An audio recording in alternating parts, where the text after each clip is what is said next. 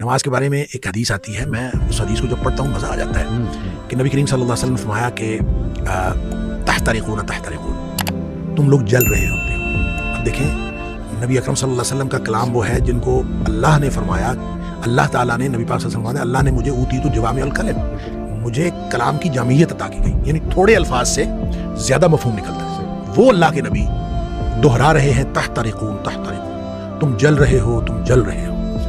گویا گناہوں کی بھٹی میں جل رہے ہو۔ حتی اذا صلیتم الفجر، یہاں تک کہ تم فجر کی نماز پڑھ لیتے ہو، غسلتھا، وہ اس کو دھو ڈالتی ہے۔ ثم تحترقون تحترقون، پھر تم نکلتے ہو تو پھر وہی دنیا ہے، وہی گناہ ہیں، وہی آنکھیں، وہی سماعتیں، کہاں کہاں تم پھر رہے ہو اور گناہ ہو رہے ہیں۔ شکر ہے آگے ظہر کی نماز کا وقت آ جاتا ہے۔ حتی اذا صلیتم الظہر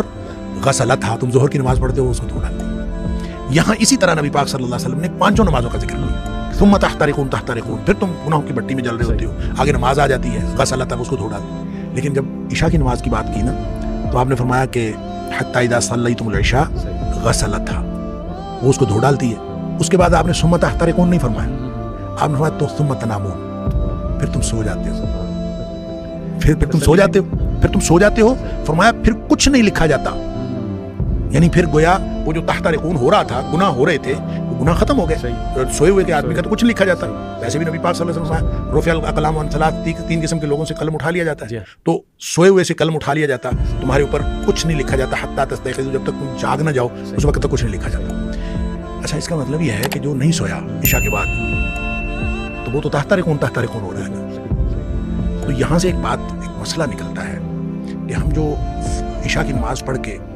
جاگتے رہتے ہیں اور 11-12 بجے تک جاگتے رہتے ہیں، تو ہم گناہوں کو سمیٹتے رہتے ہیں اور غسلتھا کیے بغیر سو جاتے ہیں، یہ اتنا بڑا رسک لیتے ہیں۔ اس لیے نبی پاک صلی اللہ علیہ وسلم نے حضرت ابو ہریرہ رضی اللہ تعالیٰ عنہ کو فرمایا تھا کہ ابو ہریرہ سونے سے پہلے وتر پڑھنا نہ بھولنا۔ یہ جو وتر ہے یہ اصل میں رات کی نماز ہے، یہ عشاء کی نماز نہیں ہے، بالکل ایسے یہ رات کی نماز ہے۔ تو جس شخص نے تو عشاء کے بعد فوراً سونا ہے وہ تو عشاء کے ساتھ پڑھ لے کہ اس نے سونا ہے اس کے بعد، تو جس نے نہیں سونا، رات 11-12 بجے تک جاگنا ہے، تو وہ پھر وتر نہ پڑھے، تاکہ وہ اپنے سونے سے پہلے وتر پڑھے، وہ جو جتنا کچھ تحترقون تحترقون ہوا ہو اس کو غسلتھا کر دے اور پھر آدمی سو جائے۔ تو یہ پیوریفیکیشن کا نظام ہے، ایک تطہیر کا عمل ہے، اور یہ اللہ تعالیٰ نے سسٹم بنا دیا ہے، اور اسی سسٹم کے تحت ہے کہ بڑے گناہوں سے تم بچ جاؤ، چھوٹے اللہ تعالیٰ ویسے معاف کر دیں گے۔ اسی لیے نبی پاک صلی اللہ علیہ وسلم نے جو فرمایا نا، ان احب الاعمال ادومها وان قل، اللہ کو بہترین جو عمل پسند ہے وہ ہیں جو ہمیشہ کیے جائیں، چاہے تھوڑے ہوں، تھوڑا تھوڑا عمل معمول کا حصہ ہو، آپ کریں، ہمیشہ کریں، تھوڑا عمل ہو، جیسا بھی وہ اللہ کو پسند ہے۔ لہٰذا اللہ تعالیٰ کو کمپلیٹ سبمیشن والے مسلمان پسند ہیں،